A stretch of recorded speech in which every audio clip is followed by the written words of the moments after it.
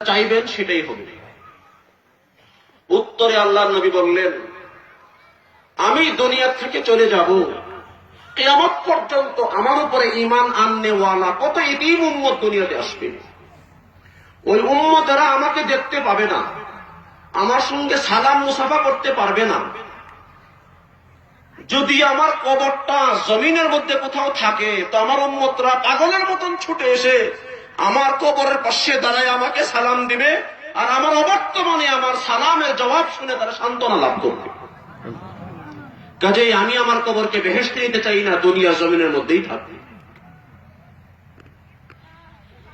এই কথা বলে জিবরাইল ফেরেশতা বললেন, হাদা হুয়া আজরাইল, হে আল্লাহর হাবিব, আপনার জান নেওয়ার জন্য আজরাইল ফেরেশতা এসে হাজির।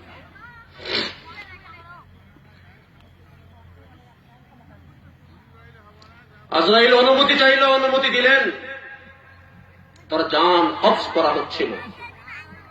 জান কবজ করবার সময় জিজ্ঞেস করে, হে আল্লাহর হাবিব, আপনার কষ্ট হইতেছে? রাসূল বলে, হ্যাঁ কষ্ট হইতেছে। কেমন? বলে এমন যে একটা কাপড়ের মধ্যে যদি কোনো কাঁটাওয়ালা একটা ডাল কাপড়ের মধ্যে আটকে যায়, তখন ওই কাঁটাটাকে টানলে যেমন কাপড় ছিঁড়ে আসে, তোমার টানে আমার রূহটা ছিঁড়ে বের হইতেছে। আজরাইল বলেন, হে আল্লাহর হাবিব, এ পর্যন্ত যত মানুষের জান কবজ করেছি, আজ পর্যন্ত কারো জান কবজের ব্যাপারে আল্লাহ পাক ওই আদেশ দেন নাই যে আদেশ আপনার বেলায় দিয়েছেন।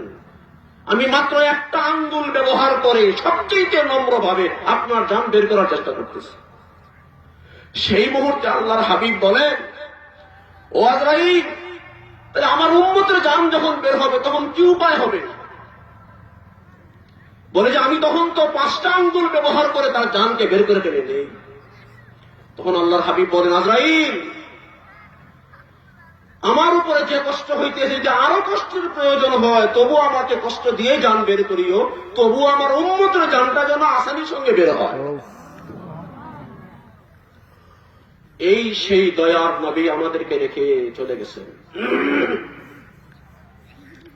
1500 বছর পরে এই মাঠে আল্লাহর সেই হাবিবের, সেই দরদী নবীর আলোচনা করতেছি, দরুদ পড়তেছি।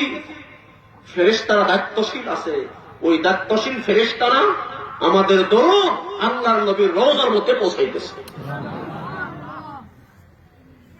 আল্লাহ রাব্বুল আলামিন আমাদেরকে সেই দরদী নবীর হক আদায় করার তৌফিক দান করুন। আল্লাহর মেহেরবানি যে এই এলাকার মুসলমানরা, এই মাদ্রাসার কমিটির লোকেরা এই কথাটা অনুভব করেছে, উম্মত তার জীবন